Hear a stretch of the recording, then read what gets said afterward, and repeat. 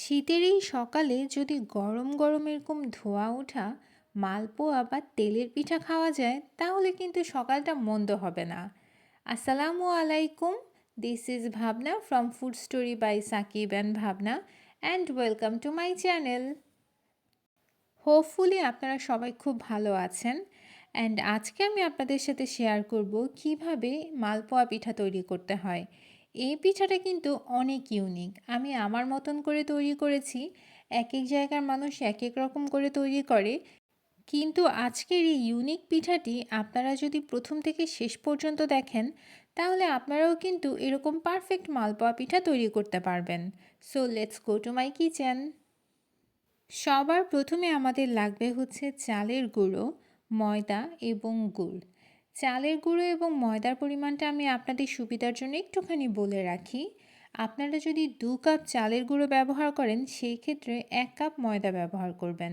So আপনারা যখন চালের গুঁড়োটা যে পরিমাণ ব্যবহার করবেন তার অর্ধেক পরিমাণ হচ্ছে আপনারা এখানে ময়দা ব্যবহার করবেন। আর ময়দাটা কিন্তু অবশ্যই ব্যবহার করতে হবে। ময়দা ছাড়া কিন্তু এরকম পারফেক্ট মালপোয়া পিঠা আপনারা তৈরি করতে পারবেন না। আর এখন আমি দিয়ে দিয়েছি এখানে গুড়। গুড়ের সাথে আর দিয়েছি একটুখানি লবণ। লবণটা অপশনাল, কিন্তু মিষ্টি জিনিসে লবণটা দিলে হচ্ছে মিষ্টির যে পারফেক্টনেসটা সেটা ভালো লাগে। দ্যাটস ওয়াই এখানে আমি লবণ অ্যাড করেছি। আপনারা যদি লবণটা স্কিপ করতে চান এই ক্ষেত্রে করতে পারেন। আর এখন আমি অ্যাড করেছি এখানে বেকিং পাউডার। আমি অলমোস্ট 1 চামচের মতো বেকিং পাউডার ব্যবহার করেছি। বেকিং পাউডারটা অপশনাল, কিন্তু বেকিং পাউডারটা দিলে আপনার পিঠাটা একটু ভালোভাবে বেশি একটু ফুলে ওঠে। সো আপনারা চেষ্টা করবেন বেকিং পাউডারটা এখানে অ্যাড করার। কিন্তু সত্য কথা বলতে বেকিং পাউডারটা কিন্তু একদম যে অথেন্টিক রেসিপি সেটার মধ্যে ব্যবহার করা হয় না।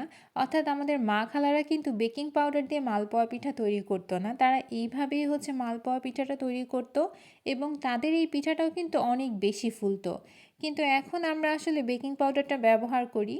সো আমার মনে হয় আপনারা যদি চান সেক্ষেত্রে বেকিং পাউডারটা ব্যবহার করতে পারেন, আর যদি না চান এক্ষেত্রে না করলেও চলবে। আর আমি কিন্তু ব্যাটারটা কিন্তু একদম রেডি করে ফেলেছিলাম। আর এখানে যে পানিটা আমি ব্যবহার করেছিলাম সেটা কিন্তু উষ্ণ গরম অবস্থার পানি। সো একদম ঠান্ডা পানি আপনারা ব্যবহার করবেন না। আপনারা যখন পানিটা একটুখানি ওয়ার্ম অবস্থায় থাকবে সেই পানিটাই হচ্ছে আপনারা এই ব্যাটারটায় ব্যবহার করবেন। ব্যাটারের থিকনেস কিন্তু আমি আপনাদেরকে হাতের মাধ্যমেও দেখিয়ে দিয়েছি। আমি কিন্তু আপনাকে খুব ক্লোজলি হচ্ছে সব কিছু দেখিয়ে দিয়েছি। আমার মনে হয় আপনাদের এতে হেল্প হবে। আর এখন আমি কিন্তু পিঠাটা ভেজে নিচ্ছি। পিঠাটা আসলে আমি যেরকম একটা চামচ ব্যবহার করেছি আপনারাও এরকম একটা চামচ ব্যবহার করতে পারেন, কিংবা কোনো কাপের সাহায্যে এরকম করে হচ্ছে তেলের মধ্যে পিঠাটা দিতে পারেন। আর পিঠাটা কিন্তু নিজে থেকেই হচ্ছে ফুলে উঠবে। এই পিঠার মধ্যে কিন্তু অনেক বেশি পরিমাণে তেল দিতে হবে। সো আপনারা কিন্তু তেলের পরিমাণটা একটুখানি বুঝে দিবেন। আর আমি কিন্তু এখানে আরেকটি পিঠা তেলে ছেড়ে দিয়েছি, আর আপনারা নিজেরাই দেখতে পাচ্ছেন যে পিঠাটা কিন্তু একটুখানি করে উপরে উঠছে। সো পিঠাটা কিন্তু নিজের থেকেই ফুলে উঠছে। আমি এখন দুপাশে হচ্ছে একটুখানি হালকা গোল্ডেন কালার করে হচ্ছে ভেজে নিচ্ছি। আপনারা আপনাদের পছন্দ মতো কালারটা কিন্তু এখানে নেবেন। অনেকে খুব বেশি ডার্ক যে গোল্ডেন কালারটা আছে সেটা পছন্দ করে, সো তখন আপনারা কিন্তু এটাকে আরেকটুখানি চুলায় রাখলেই চলবে। আমি দুপাশে একটুখানি লাইট গোল্ডেন কালার করেই হচ্ছে ভেজে নিব। অনেস্টলি বললে শীতকালটা মনে হয় যে পিঠাপুলি ছাড়া আসলে একদমই জমে না। সেই জন্যই আমি আপনাদের জন্য পিঠাপুলি সিরিজটা তৈরি করেছি।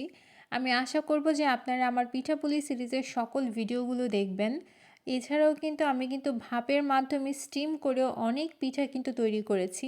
হোপফুলি যারা তেল খেতে পছন্দ করেন না তারা সেই সকল পিঠাও একটুখানি দেখে আসবেন। আমার মনে হয় আপনাদের হেল্প হবে এবং আপনাদের সেই ভিডিওগুলো ভালো লাগবে। আর যদি আমার ভিডিওগুলো আপনাদের একটু হলেও ভালো লাগে তাহলে প্লিজ আমার চ্যানেলটা সাবস্ক্রাইব করবেন, লাইক কমেন্ট করে আমার পাশে থাকবেন। আপনাদের এই ছোট ছোট লাইকস, ছোট ছোট কমেন্টস কিন্তু আমাকে অনেক ইন্সপায়ার করে। আমি আশা করব আপনারা এভাবেই আমার পাশে থাকবেন, আমার পরিবারের সদস্য হয়ে থাকবেন। আর যারা পুরাতন আছেন, যারা অলরেডি আমার পরিবারের সদস্য, তাদের জন্য তো অনেক অনেক দোয়া। আপনারাও প্লিজ আমার জন্য দোয়া করবেন। সবাই সুস্থ থাকবেন, ভালো থাকবেন, এটাই আমি কামনা করি। আর এইদিকে আমি কিন্তু অনেকগুলো পিঠা আপনাদেরকে ভেজে দেখাচ্ছি। আপনারা কিন্তু চুলার আঁচটা হাই রাখবেন না, মিডিয়াম থেকে মিডিয়াম লোতেই হচ্ছে এই পিঠাটা ভেজে নিতে হবে। অ্যান্ড এই তো আমার পিঠাগুলো কিন্তু একদম রেডি হয়ে গিয়েছে। মাশাআল্লাহ! দেখতে কতটা সুন্দর হয়েছে, তাই না? অনেস্টলি বললে একেকজনের পিঠা বানানোর স্টাইল কিন্তু একেক রকম হয়। কিন্তু আমার কাছে মনে হয় আমি যে স্টাইলে এই মালপোয়া পিঠাটা তৈরি করি, এটা খেতে কিন্তু খুব মজা হয়। সো আপনারা একবার হলেও এই স্টাইলে মালপোয়া পিঠাটা তৈরি করে দেখবেন। তেলের পিঠা বলি বা মালপোয়া পিঠা বলি, এই পিঠাটা কিন্তু আসলেই খেতে খুবই ভালো লাগে। আর এই পিঠাটা কিন্তু একদমই সফট হয়।